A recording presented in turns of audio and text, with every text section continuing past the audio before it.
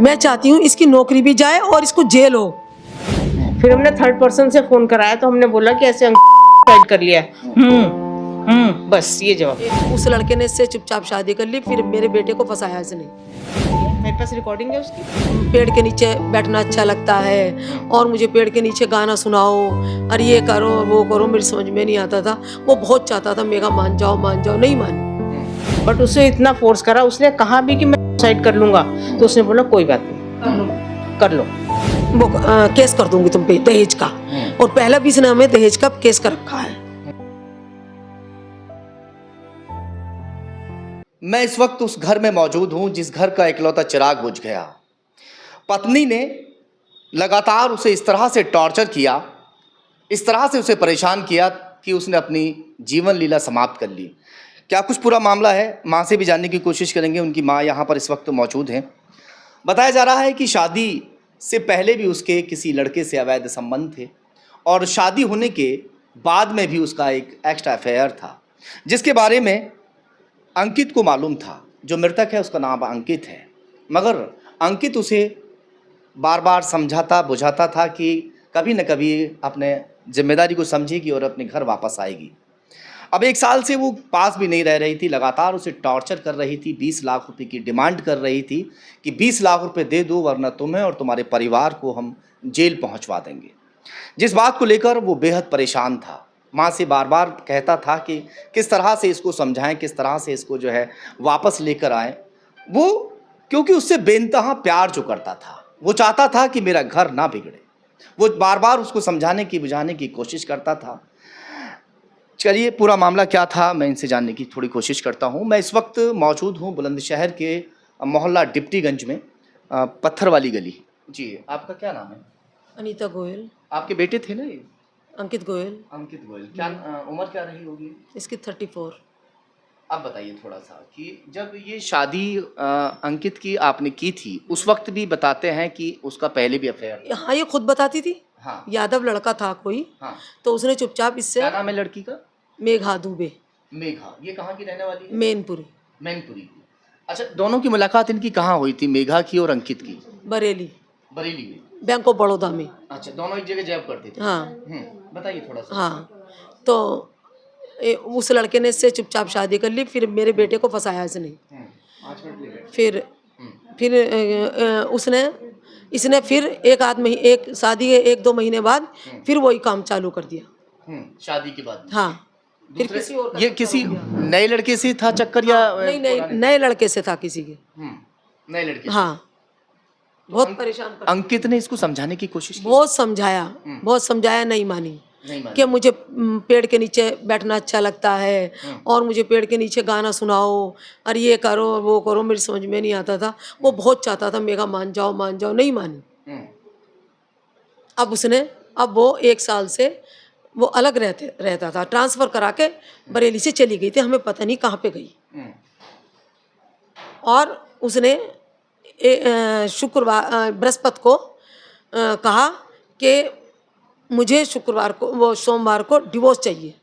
फिर शुक्रवार को फिर सुबह फ़ोन आता है कि या तो मंडे को आ जाओ वरना मैं तुम्हें दोबारा वो केस कर दूंगी तुम पे दहेज का। और पहले भी इसने हमें दहेज का केस कर रखा है। पहले भी केस डाला हुआ था। हाँ, मुझे डिवोर्स चाहिए। ये भी सुना कि जिस लड़के से वो बातें करती थी उसकी चैट वगैरह जो है वो अंकित ने देख ली थी, और वो अक्सर जब वहाँ जब उसके पास अब पहुँचने लगी थी, अब लगातार जब वो अपनी मायके में रह रही थी तो वहाँ से बताते हैं कि वीडियो कॉल वगैरह करके दिखाया प्रेमी को। हाँ। जिससे वो बर्दाश्त नहीं कर पाया। नहीं बर्दाश्त कर पाया। वीडियो कॉलिंग करी उसने, होटल में भी करी जी। फिर उसके बाद यानी होटल में वो दोनों साथ थे और वो वहाँ से दिखा रही है कि मैं अपने प्रेमी के साथ हूँ। हाँ, मुझे चीज़ बर्दाश्त नहीं हुई। वीडियो कॉलिंग करके सारी बातें हुई। फिर मेरे बच्चे ने पता नहीं। अच्छा, ये अंकित से क्या कहती थी कि ये तो दोनों का बड़ा प्यार था, काफ़ी दिन तक आपस में जो है इनका लंबा प्यार भी चला था। मैंने गलत लड़के से प्यार कर लिया। कितने दिन तक अफेयर चला था इनका? 6 महीने। 6 महीने। एक ही बैंक में दोनों जॉब करते थे। दरअसल अंकित जो बुलंदशहर का रहने वाला है, और जो मेघा मैनपुरी की रहने वाली है, वो दोनों कहाँ जॉब करते थे? बरेली में दोनों एक ही बैंक में दोनों जॉब किया करते थे। उसी दौरान दोनों की आंखें चार हो जाती हैं, दोनों में बेइंतहा प्यार हो जाता है और कस्में वादे हो जाते हैं साथ रहने की। और फिर वो अपनी घर आके माँ से कहता है कि मुझे शादी करनी है तो सिर्फ मेघा से। माँ काफ़ी समझाने की कोशिश करती है। आपने मना किया था ना शादी के लिए? मैंने पहले मना करा था क्योंकि हम तो गोयल हैं, वो दुबे के अलग, मम्मी कोई बात नहीं है, लेकिन वो नहीं मान, ये भी नहीं मानी, वो भी नहीं माना। वो दोनों जिद पर अड़ गए दोनों थे। जिद पर अड़ गए, शादी कर दी हमने। फिर उसके बाद हमें क्या पता था, ये बाद में भी इसको खर्चा उन्होंने शादी में कर दिया 20 लाख का, जो 20 लाख मांग रही थी। नहीं, केवल दावत करी बस, और कुछ नहीं। हाँ, और बाकी कुछ नहीं था। हाँ, और कुछ नहीं करा। तो शादी में बेटे की खुशी के लिए, इकलौता बेटा था और बेटे की खुशी के लिए इन्होंने उसकी शादी उसकी पसंद की लड़की से कर दी। मगर उन्हें मालूम नहीं था जिस पसंद की लड़की से उसकी वो शादी कर रहे हैं, वो लड़की कल उसकी जान ले लेगी। वो उसे लगातार इस तरह से टॉर्चर करेगी कि वो अपनी जान दे देगा। उसने आखिरकार वो ज़िंदगी की जंग हार गया।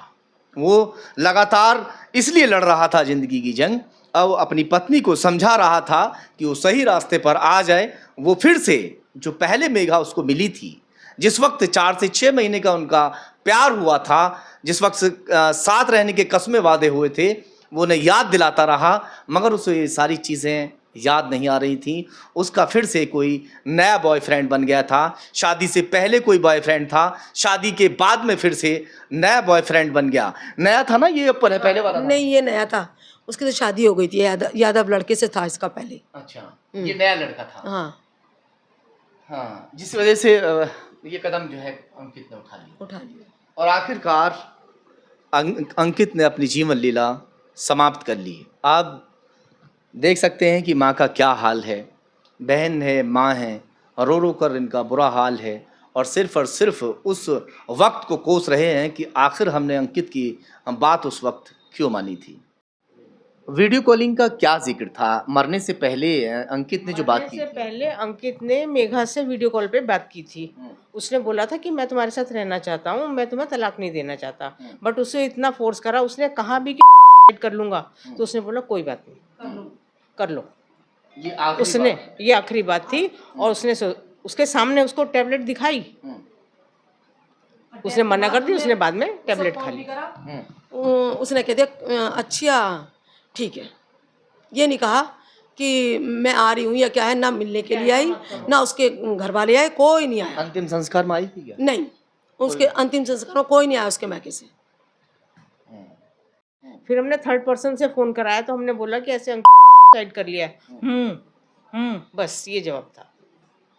यानी उसको ये यकीन नहीं हुआ क्या, या फिर वो जानबूझकर ऐसा? जानबूझ के कर रही थी। यकीन जब उसने सामने कह दिया उसको कि मैं कर रहा हूँ सुसाइड, तो फिर यकीन तो मतलब वाली बात ही है। मेरे पास रिकॉर्डिंग है उसकी, मेघा की रिकॉर्डिंग है मेरे पास।